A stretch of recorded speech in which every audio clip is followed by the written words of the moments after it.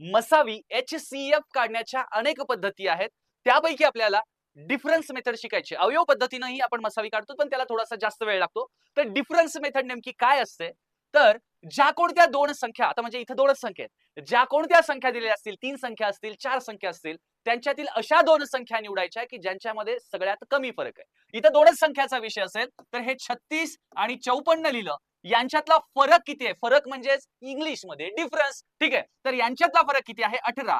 मग जो फरक असतो, जो डिफरन्स असतो, तो डिफरन्सच मसावी असतो. मसावी, डिफरन्सच मसावी असतो. अदरवाईज याचे अवयव जे काही आहेत ते मसावी असतात. मग 18 ने 36 ला भाग जातंय का? हो. 18 ने 54 ला भाग जातंय का? हो. तर 36 आणि 54 यांचा मसावी 18 असणार आहे.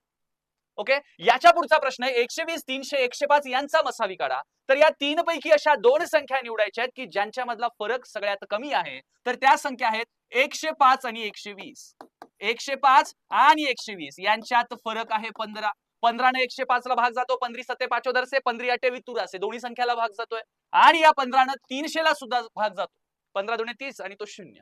ठीक आहे, तर यामुळं 120, 300, 105 या तीन संख्यांचा मसावी बाय डिफरन्स पद्धतीनं किती आला? 15. दुसऱ्याही पद्धतीनं 15च येणार आहे, पण हे कमी वेळात येत आहे. पुढचा एक प्रश्न बघूयात. 671, 976. 671, 976 यांच्यामधला डिफरन्स किती आहे? 671, 771, 871, 971, 300 आणि पुढचे 71 ते 76 5. तर यांच्यातला फरक आला 305. मग 305 ने याला भाग जाते का? नाही जात. 5 न जर भाग घालायचं म्हटलं तर एकतर 0 पाहिजे त्याच्या एकक स्थानी, किंवा म्हणजे एकतर 0 किंवा एकतर 5 पाहिजे. मग या 305 चे अवयव पाडावे लागतील. एकतर जो डिफरन्स आहे, जो फरक आहे तो मसावी असतो, किंवा त्याचे अवयव. 305 चे अवयव कसे पाडतात? याला 5 न भाग जाते, हा झाला एक विषय. मग 5 सख 30. ओके, आणि 5 एक 5 61. मग 61 गुणिले 5. मग ह्या 5 न भाग जाईल का? नाही जाणार. जी काही मोठी संख्या त्यानं बघायचं.